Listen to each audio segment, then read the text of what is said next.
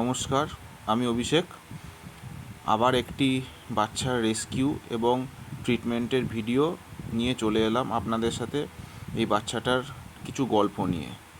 এই যে দেখতে পাচ্ছেন এই বাচ্চাটি অ্যাকচুয়ালি থাকে চাঁপাডাঙ্গাতে। তো বাচ্চাটির প্রথম খবর আসে আমার একটি বোনের কাছ থেকে।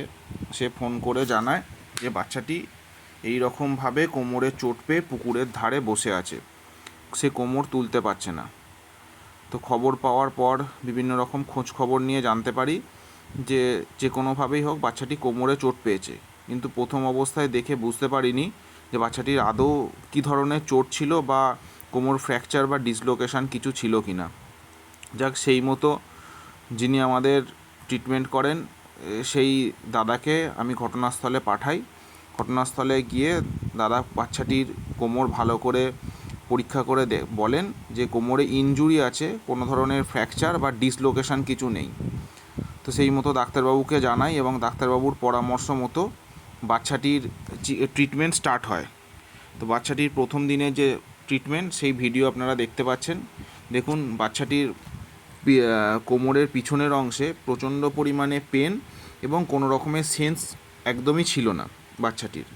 তো বাচ্চাটিকে যারা খবর দিয়েছিল তো তারা ধরেন এবং গিয়ে যে ট্রিটমেন্ট করে তিনি গিয়ে বাচ্চাটির ট্রিটমেন্ট করেন এবং যেটুকু ফিজিওথেরাপি বা যেটুকু মাসাজ করতে হয় সেটুকু পর্যন্ত উনি করে দিয়ে আসেন। এমতো অবস্থায় ঠিক হয় যে বাচ্চাটিকে ওইখানে রেখেই ট্রিটমেন্ট করা হবে বা দু একজন দিদির সাথে কথা হচ্ছিল যে তারা আশেপাশের নিজেদের শেল্টারে নিয়ে গিয়ে বাচ্চাটাকে রাখবেন এবং ডাক্তারবাবুর পরামর্শ মতো চিকিৎসা হবে। কিন্তু যাক, দুদিন কেটে গেছে। দুদিন কেটে যাওয়ার পরে কেউ বাচ্চাটি কতদিনের চিকিৎসা হবে বা আদৌ চিকিৎসায় সাড়া দেবে কি না, কিংবা বাচ্চাটি আদৌ কোনো দিন কোমর তুলে দাঁড়াতে পারবে কি না, এই ধরনের কথা ভেবে বাচ্চাটিকে নিয়ে যাওয়ার রিস্ক আর কেউ নেয়নি। তো যাক, বাচ্চাটিকে ওই ঘটনাস্থলে রেখেই ট্রিটমেন্ট হয়েছে। আজকে দুদিন ট্রিটমেন্ট হলো বাচ্চাটির। তবে হ্যাঁ, বাচ্চাটির কোনো রকমের ফ্র্যাকচার বা ডিসলোকেশান কিছু নেই। স্পাইনাল কর্ড বরাবর যেটুকু আছে সেটা ট্রিমেন্ডাস আঘাতের ফলে নার্ভ ইনজুরি হয়েছে। তো যাক, বাচ্চাটির চিকিৎসা হচ্ছে। জানি না বাচ্চাটিকে যিনি বলেছেন নিয়ে যাবেন, গিয়ে তাদের শেল্টারে রেখে ট্রিটমেন্ট করবেন, তারা আদৌ নিয়ে যাবেন কি না জানি না। এবং যারা খবর দিয়েছিলেন তারা বাচ্চাটির ট্রিটমেন্টের খরচ বা বাচ্চাটির ওষুধ যা লাগবে কোনো কিছুই বহন করতে রাজি নন। যাক, আমরা তো শুনে ফেলেছি, কিছু করার নেই। এখন শুনে ফেলার পর তোর বাচ্চাটিকে বিনা চিকিৎসায় ফেলে রাখতে পারি না।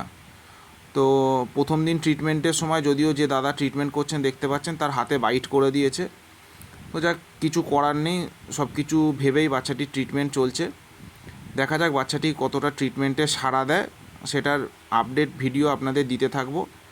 আর হ্যাঁ, এই ভিডিওর মাধ্যমে একটা কথা সকলের কাছে বলি যে বা যারা আমাদের ফোন নম্বর নিয়ে আমার সাথে যোগাযোগ করছেন বাচ্চাদের চিকিৎসার জন্য, তাদেরকে একটু করজোরে অনুরোধ করি যে শুধুমাত্র ফোন করে বা খবরটা জানিয়ে দিয়ে নিজেদের দায়িত্ব শেষ বলে মনে করবেন না।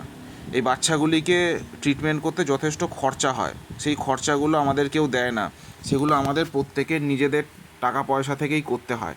তাই যদি পারেন বাচ্চাটির ট্রিটমেন্টের কিছু খরচ বহন করবেন, না হলে এইভাবে দীর্ঘদিন ধরে ট্রিটমেন্ট করতে করতে আমাদের ট্রিটমেন্ট পরিষেবা দেওয়া বন্ধ করে দিতে হবে।